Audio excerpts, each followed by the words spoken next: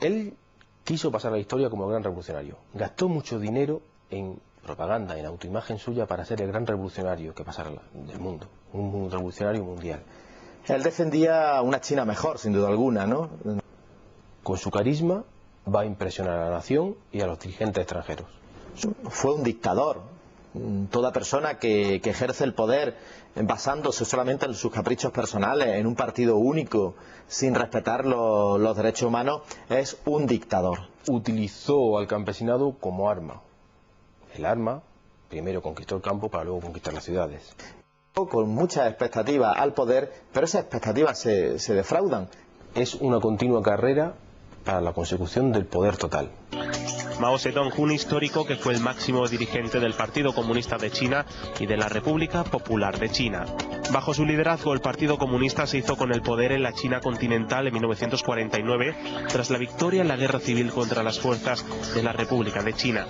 En el plano ideológico, Mao asumió los planteamientos del marxismo-leninismo. En su revolución, el comunismo de Mao otorga un papel central a la clase campesina como motor de la revolución, aunque su planteamiento difiere en varias cuestiones del tradicional de la Unión Soviética.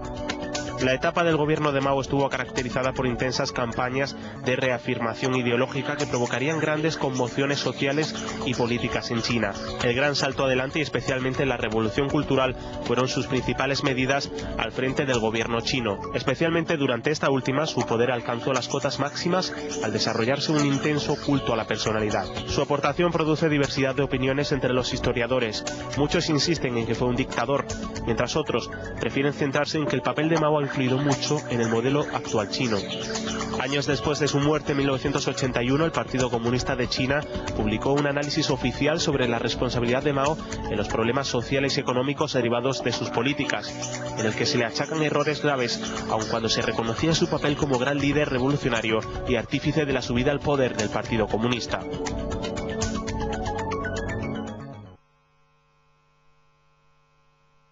Él era hijo de un campesino enriquecido del interior de China, un padre estricto, demasiado duro y severo con sus hijos y su mujer. Es el hijo mayor de 4 hermanos. Al mismo tiempo, un padre con la suficiente lucidez como para permitir que este hijo estudiara. Esos estudios básicos van a ser lo que permitan a Mao ser un líder político en el futuro. Era aficionado a la lectura, cultivó sus estudios, llegó a la Universidad de Pekín como bibliotecario.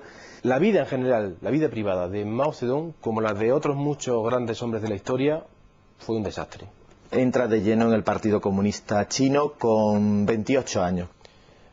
Él no tuvo más meta ni más querer que su ideal político. Mao defendía por encima de todo el renacer, la revolución de China. En 1949, por las armas, toma el poder ya definitivamente Mao Zedong y el Partido Comunista en China y se proclama la República Popular.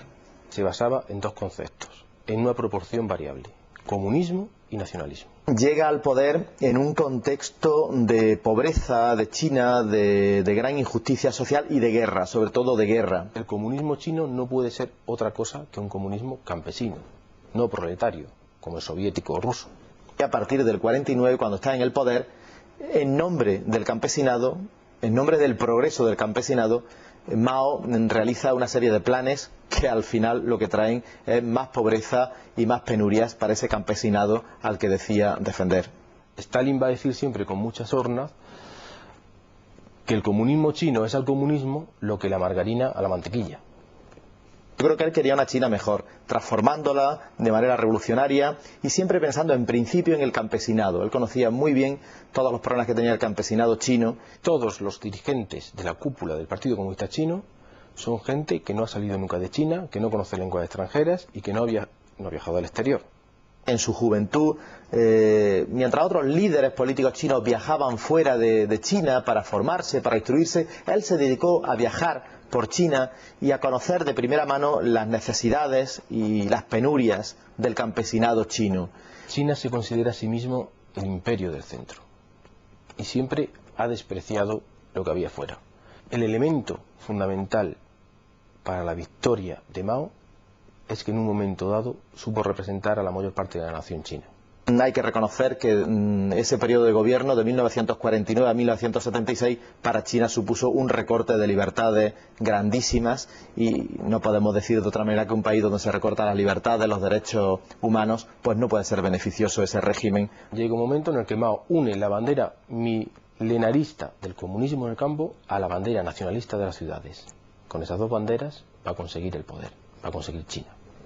China cambió, pero habría que ver si podía haber cambiado aún más positivamente sin estar Mao en el poder.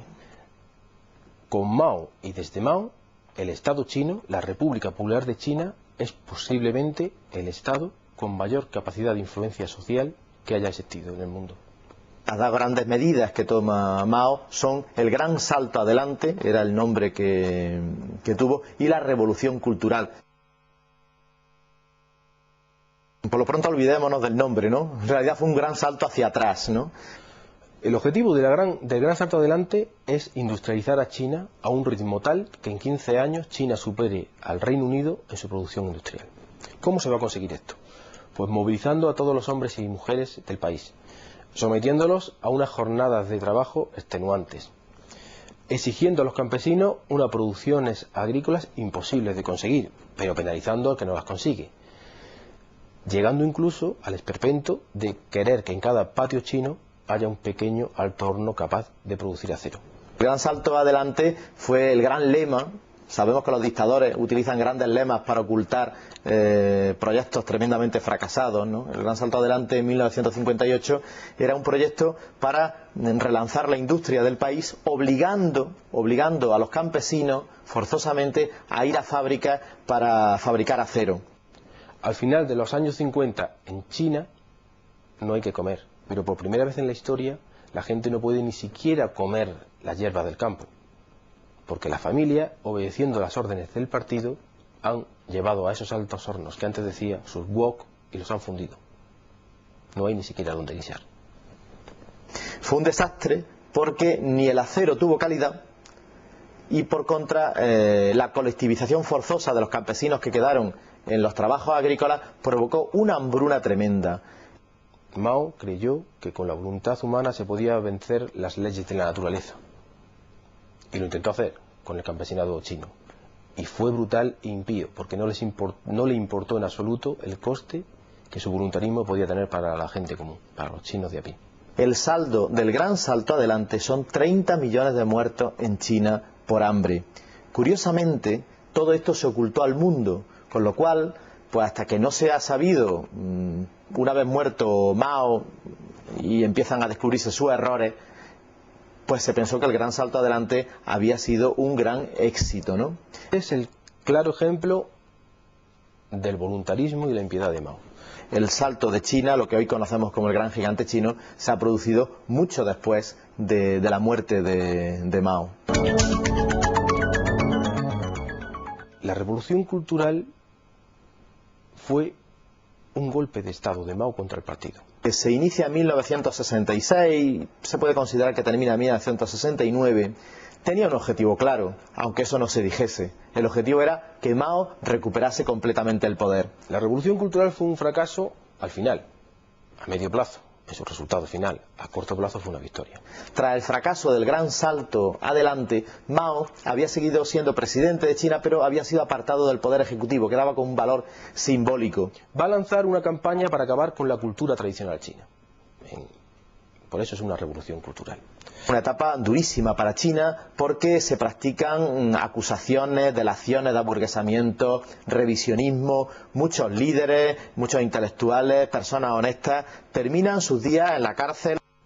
En esta campaña, en un principio sin mayor importancia, va a lanzar a los estudiantes de las escuelas y las universidades contra sus profesores. Va a utilizar a la gente joven para difundir la violencia por el país. Una vez estos estudiantes han perseguido, matado, maltratado a sus profesores, han destruido todos los bienes culturales del país que estaban a mano, en una segunda etapa, ya convertidos en guardias rojos, va a lanzarlos contra la cúpula, contra los cuadros del Partido Comunista. una revolución cultural que buscaba un igualitarismo. Es cuando nace toda esta tendencia de ir todos uniformados por igual, ¿no?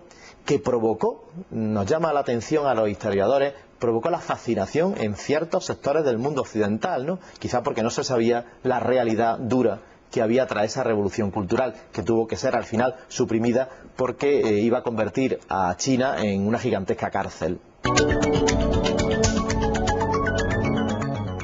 Se diferencia muchísimo el comunismo de Mao Zedong del comunismo chino actual.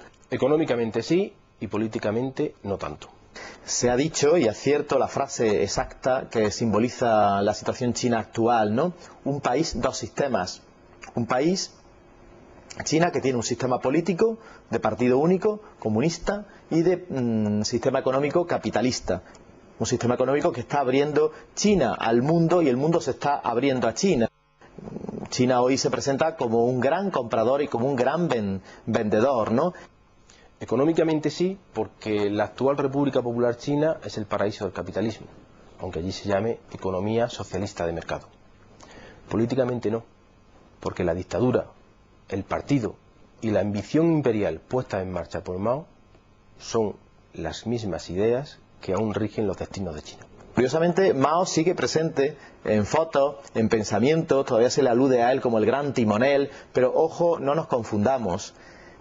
Al Partido Comunista Chino en el poder le interesa mantener una cierta imagen de Mao porque justifica su presencia en el poder, ¿no?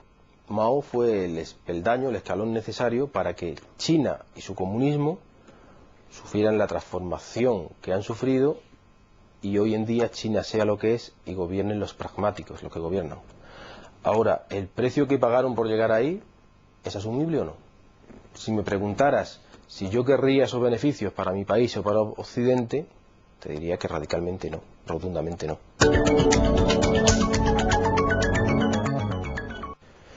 Mao murió solo y amargado. Falleció de muerte natural, lo que sueñan todos los dictadores con tener, ¿no? Una muerte en la cama y rodeado de poder y de aduladores. ¿Por qué murió solo? Pues porque nunca quiso a nadie. Mao no quiso a nadie, no tuvo familia ni amigos. Tuvo 3 mujeres a las cuales arrastró a la muerte y a la locura. Tuvo 3 hijos que jamás le importaron absolutamente nada. No tuvo amigos. Sus colaboradores íntimos, colaboradores de 40, 50 años, conviviendo diariamente, Lin Biao y Zhou Enlai, nunca fueron nada más que enemigos íntimos a los que algún día habría que purgar, que eliminar. Él además tenía muchos problemas cardíacos y de pulmón por su afición a fumar. Este revolucionario mundial, cuando llegan los años 70, cuando le quedan pocos años de vida, se acerca a Estados Unidos. ¿Cuál era el objetivo que buscaba con Estados Unidos? Conseguir la tecnología balística que le permitiera crear unos misiles nucleares capaces de llegar a Moscú. Al acercarse a los Estados Unidos, echó a perder toda su fama de revolucionario. Fue una traición. Nadie lo entendió, ni siquiera los albaneses, que eran sus más fieles aliados, sus admiradores. Además le salió mal, porque ¿qué ocurrió? Al acercarse a Estados Unidos, al permitir que Nixon visitara Pekín y casi con ello escenificar una alianza entre China y Estados Unidos, la Unión Soviética se asustó. Y aunque de puertas para afuera amenazó, ladró, que iba a defenderse, por detrás enseguida se puso a negociar con Estados Unidos un acuerdo de desarme nuclear. Los norteamericanos, una vez firmaron el acuerdo de desarme nuclear con los soviéticos, ya no tenían interés en la amistad china, no le iban a dar a Mao la tecnología balística que Mao quería.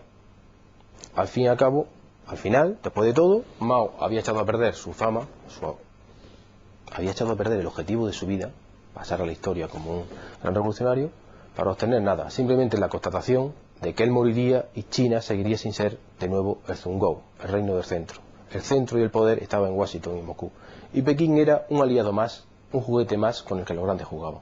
Murió rodeado de muchas luchas por el poder.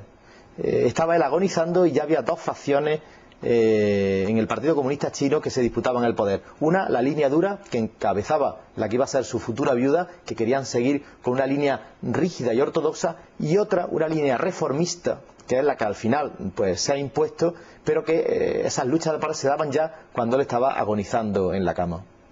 Hay una frase que dijo Mao que representa muy bien quién era el personaje y qué visión tenía de la política. Cuando el gran salto adelante, el partido ordena a millones de personas del campo que vengan a la ciudad para trabajar en las fábricas.